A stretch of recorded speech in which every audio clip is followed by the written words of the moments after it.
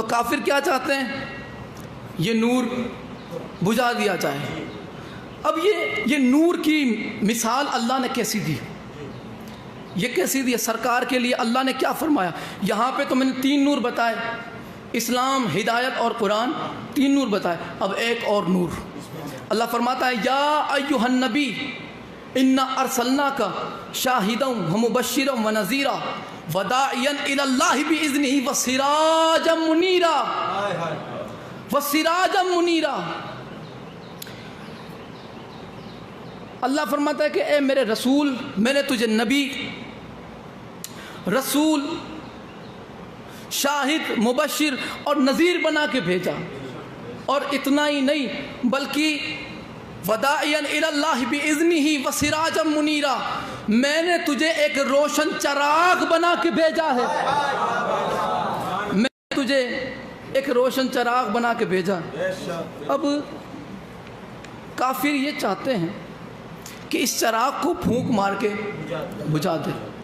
میں آخری مرحلے پہ پہنچ گیا ہوں کہ مولا علی علیہ السلام کی شہادت کے سبب کیا تھے۔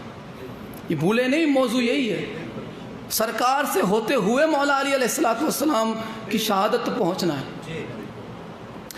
تو سرکار کی اللہ نے مثال دی رسول خدا کی کہ ہم نے تجھے ایسا بنایا جیسے چراغ، سراجم منیرا، روشن چراغ، روشن چراغ۔ اب یہ چراغ کیسا ہے، نور کیسا ہے، یہ سورہ نور سے پتہ چلا۔ سورہ نور میں اللہ فرماتا ہے، اللہ نور السماوات والارض، کہ اللہ نور ہے آسمانوں زمینوں کا۔ اللہ نور ہے آسمان اور زمینوں کا۔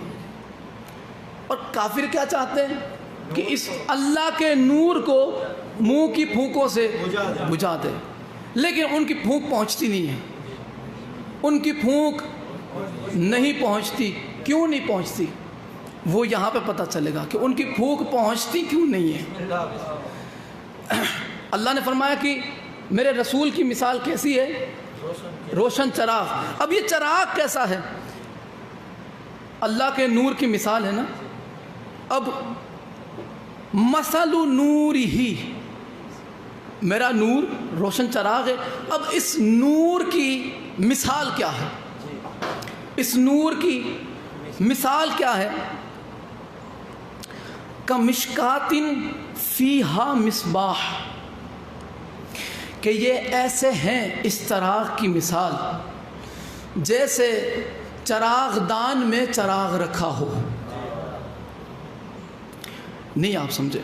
آپ نے پرانے مکانوں میں یا پرانی مسجدوں میں آپ نے دیکھا ہوگا چراغ دان ہوتی ہے۔ جو بزرگ ہیں وہ ذرا توجہ فرمائیں۔ چراغ دان ہوتی ہے جہاں پہ چراغ رکھا جاتا ہے۔ وہ کیوں رکھا جاتا ہے؟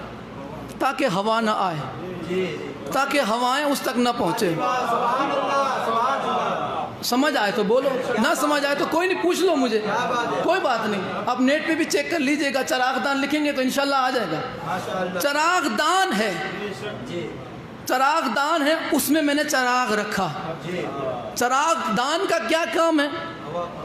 جو ہواؤں کو روکے۔ یہ تو ایک چراغ کی مثال ہے۔ یہ چراغ کون ہے؟ رسول خدا۔ اب ذرا اس چراغ دان کا پتہ کرو جس میں اس چراغ کو رکھا گیا ہے۔ وہ چراغ دان کون سی ہے؟ یہ کون سی چراغ دان ہے؟ ایک ہی ہے چراغ دان، ایک ہی ہے کہ جس نے کفر کے حملے سے بھی بچایا، جس نے شرک کے حملے سے بھی بچایا، جس نے کفاروں کے حملے سے بچایا، جس نے فاسقوں کے حملوں سے بچایا، جس نے دشمنوں کے منکروں کے حملے سے بچایا۔ وہ ایک ذات ہے، علی کا بابا ابو طالب علیہ السلام۔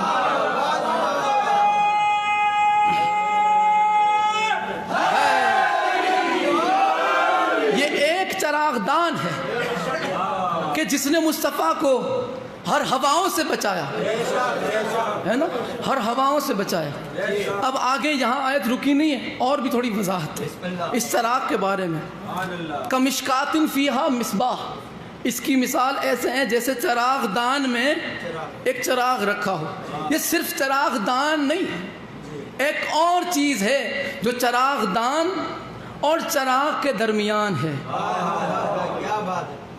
چراغ دان اور چراغ کے درمیان ہے. وہ کیا ہے؟